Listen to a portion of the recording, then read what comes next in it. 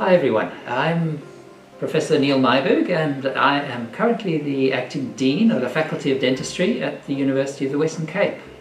And if you're watching this, I hope it's because you have some idea you might like to come and join us and study as an undergrad student.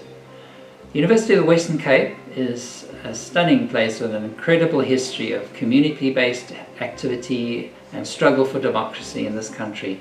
And the Faculty of Dentistry has been part of it, producing its first graduates in 1978. That puts us at 42 years old this year. The university itself is celebrating 60 years of existence, 60 years of producing graduates that are currently doing amazing things across the country and across the globe. If you come into our Faculty of Dentistry, you will be one of about half the students going out to become dental professionals in the South African community. If you join us, you have a choice of doing dentistry or doing oral hygiene. And of course later you may come back and join us again to do a postgraduate degree.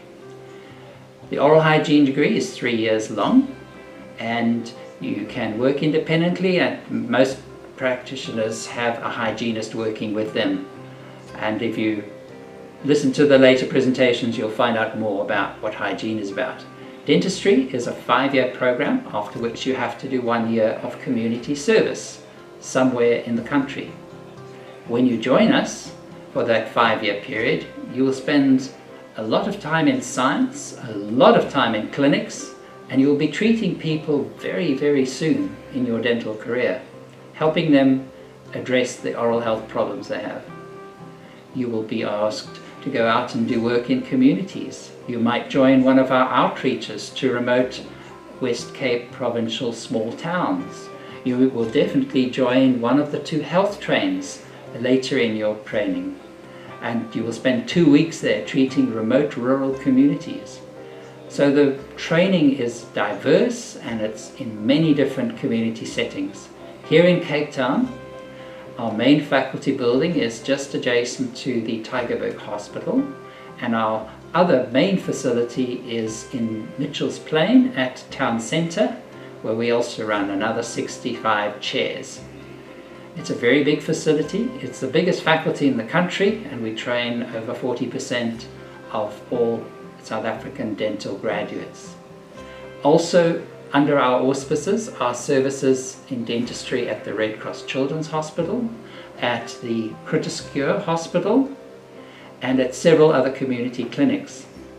A new and exciting project is that we are replacing our ancient mobile clinic with a state-of-the-art 3-chair dental clinic. It's being prepared and designed and it will be built by the end of this year, and this will take you out to night clinics in the community or remote outreach activities.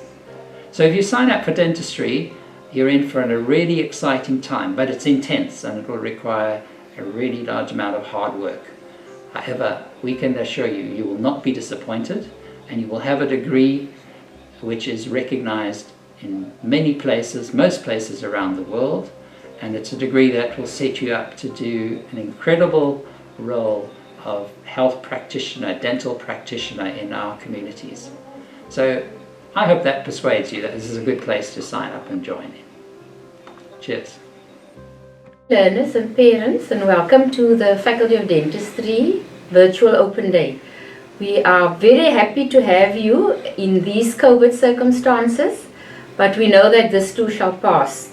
I am Vivian Wilson, the Deputy Dean for Academic and Teaching and Learning. So what is my role? I'm looking at the academic program of the Faculty of Dentistry, and we have 2 programs, basically the Dentistry BDS, a 5-year program, and the BOH. And I'm looking at teaching and learning and student affairs. So I have to make sure that we comply with the University of the Western Cape rules and regulations with regard to curriculum and student teaching and learning, as well as the Health Professions Council, the HPCSA, their rules and regulations. So we're looking at curriculum. Basically, what do we teach students? Is it relevant? What will students do? Teaching and learning, how do we support students? How do we ensure that our students when they enter the programs, that they will receive the best teaching, that students learn, they take responsibility for their learning, and how do we make sure that students succeed when they act in the faculty. So by now I'm sure you know what are the criteria and the admissions criteria for dentistry as well as BOH. One of the things that we do have, a restriction or challenge, is that we cannot have or accept hundreds of students, because our teaching for both programs is basically chair-based. So it's clinically based, practically based, and you will see that our marks, most of our marks, or the whatever you do, 60% has to do with the clinical training. It has to do with treating patients, which makes us unique, because we are fortunate that our training has to do with patients, and while we are training, we are delivering a service to our communities. And as you would know, that our communities are not very familiar with oral health, and it's very important. Oral health is very important for general health, and we can't distinguish between the two. So we are fortunate that, and it's in the situation in South Africa, that we still have a great need and demand for oral health treatment, whether it's fillings, restorations, whether it's cleaning, scaling, looking after your teeth, etc. And so that is one of the things that we value, that we are actually learning while we are delivering a service. So we are dependent on our patients, and our patients are dependent on us. You've also heard that we've got quite a few platforms where we are training. So students get really, they see the majority of people, they see different communities, they can deliver treatment at different sites, etc. We are also the largest dental school, so we deliver about 50% of the workforce in South Africa.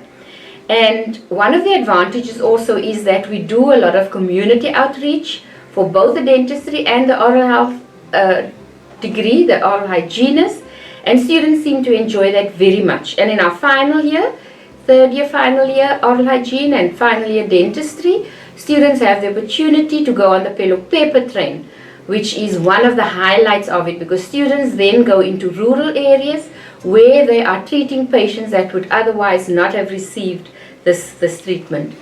So at the faculty, we pride ourselves in providing support for students. So our selection criteria is quite high, and once we have selected students into the program, we believe that you can succeed. And our role, besides teaching and learning, making sure that you receive the appropriate training, that we also provide the support for students. And that is also in my portfolio, that we have. And one of the, I think University of the Western Cape is really one of the universities where student support is ranked very high. And in our faculty, we've got a mentorship program. Each student has a clinical advisor. We've got module coordinators who all ensure that students receive the best training. Hi everyone, I'm Professor Geerts. Welcome to the 2020 Dentistry Open Day. What an exciting but also a challenging time in your life, choosing a direction that will have an important impact on the rest of your life. You will receive a lot of information today, hence I would like to keep the introduction to the portfolio that I look after in the faculty short. You are always welcome to contact me or the faculty should you have further inquiries. I look after the postgraduate programs and research agendas of the Faculty of Dentistry. When considering a degree in dentistry, most of you are thinking about starting your own practice, joining an existing practice, or clinic in either a private or a community setting. But there are a number of other career opportunities in dentistry. After obtaining your first degree to be a dentist, there are a number of postgraduate degrees that you can follow, depending on your interests, more in a clinical field, scientific or research field, teaching, or maybe all of them.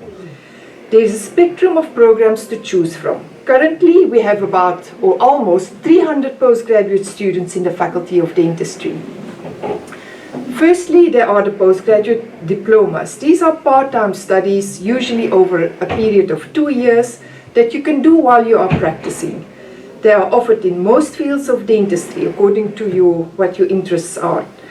Any person with a BDS or a similar degree can apply, although places are usually restricted depending on the capacity within the departments. These are ideal entry-level programs, especially if you are interested in a particular field or specialty you want to explore before deciding on following a specialization program or working towards a master's degree. Then there are the Master of Science programs or MSc degrees. There are two types. Firstly, there is a MSc by research where you will engage in a research project together with a supervisor and write a thesis. Most dentists do these studies on a part-time basis while also still working. These degrees form an excellent basis for an academic career or even going further into a doctoral degree. There are also more structured programs, also MSc programs that combine coursework and a small research project. The MSc programs usually cover 2 years after you've done your BDS degree. Then, of course, we have the specialization programs. These lead to a professional qualification and allow you to practice as a specialist dentist. We offer 6 specializations in dentistry. Well-known examples of these specializations are, for example, orthodontics or maxillofacial oral surgery. These programs are long. They usually cover 4 to 5 years of full-time study. Then the faculty also offers doctoral degrees, PhDs and DSCs, and admission for a doctoral degree is at least an M qualification. The PhD is also a research degree under guidance of 1 or more supervisors. The length is from 2 to 5 years or sometimes even longer, depending on whether the degree is done full-time or on a part-time basis. Staff in an academic environment, like the lecturers that you will meet today, are encouraged to embark on PhD studies. And then, of course, there's the research portfolio.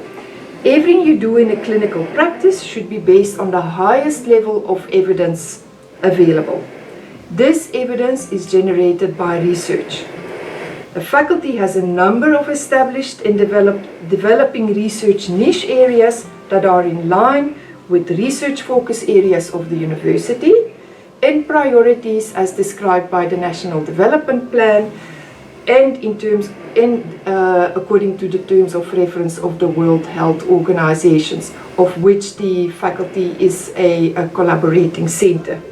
Examples of these research niche areas are, for example, childhood caries, research in access and deficiency of oral health services, research in cleft lip and palate, research in non-communicable diseases, for example, the link between gum diseases and diabetes and heart disease. And for another example is the prevalence of oral cancer, dental genetics, and biomaterials, just to mention a few. Several of the research projects are in collaboration with other faculties of UWC, other universities, here and even abroad.